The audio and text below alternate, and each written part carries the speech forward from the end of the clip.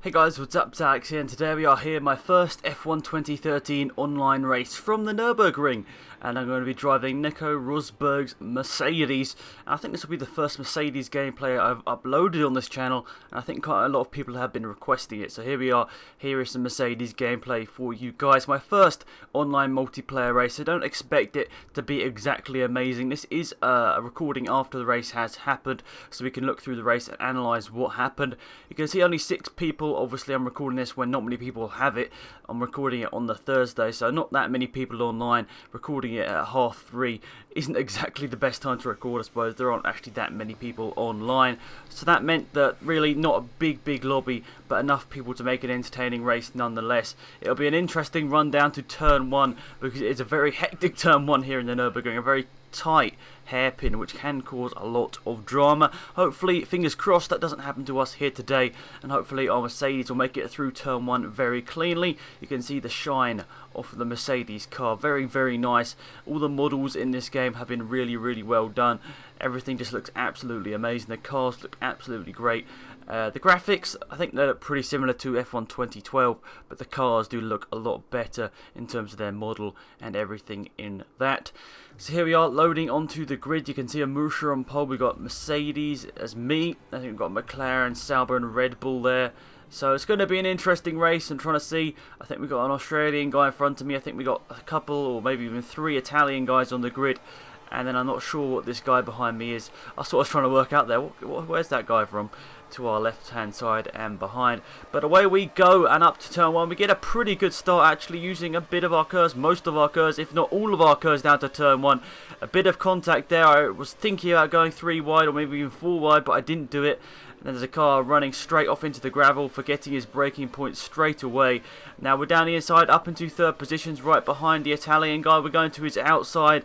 We're going to be cutting into the corner, but the McLaren takes us out and takes himself out there. So we're both out of this race in terms of contention for the win. I can see the steering lock wasn't exactly great, so I couldn't get it turned round. Then the Australian guy got it underway once again, and I don't know whether he lagged out there or whether he just disconnected. Looked like a bit of a lag out, to be perfectly honest. But I wasn't sure what happened there. I sort of thought that we were going in 2 wide, but we ended up going in 3 wide into that corner.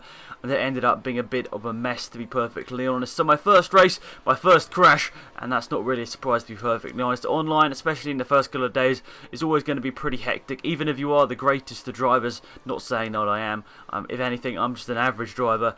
But even if you are an amazing driver, you're probably going to get caught up in some action and some accidents in the first couple of days, at least of sprint mode. But it's going to be interesting, guys. I'm looking forward to doing some open lobbies. Hopefully we can get some set up today. Now, if you want to get involved with these open lobbies I'm doing, be sure to follow me on Twitter. There's always a link down in the description, and that gives you ideas when I'm sort of starting to do open lobbies and races with you guys.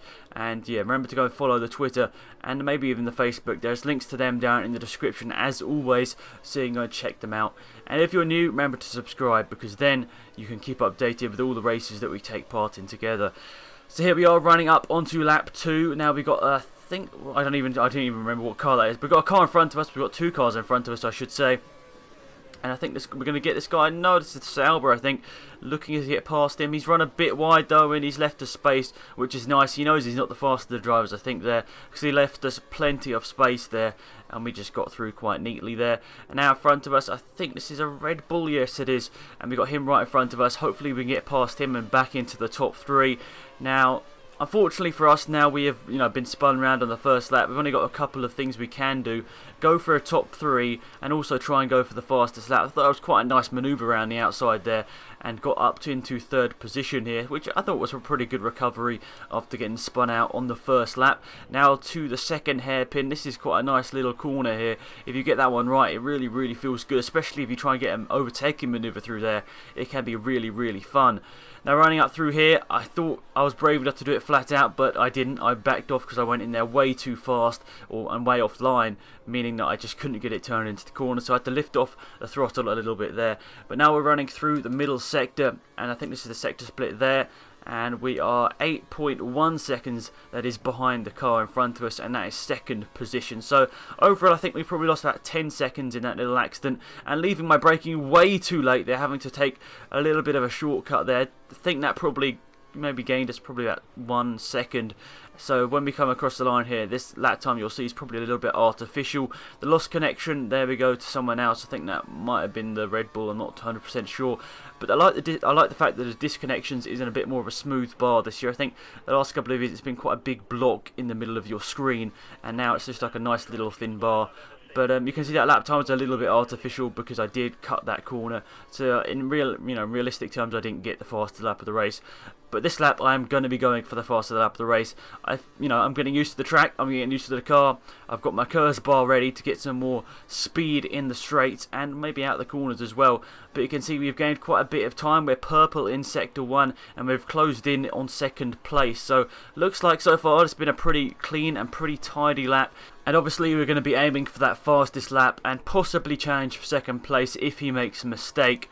Obviously I've got to say possibly because I don't actually know if he's going to make a mistake or not. Now we're running out through this bit again. I think we took that flat out this time, which was obviously good.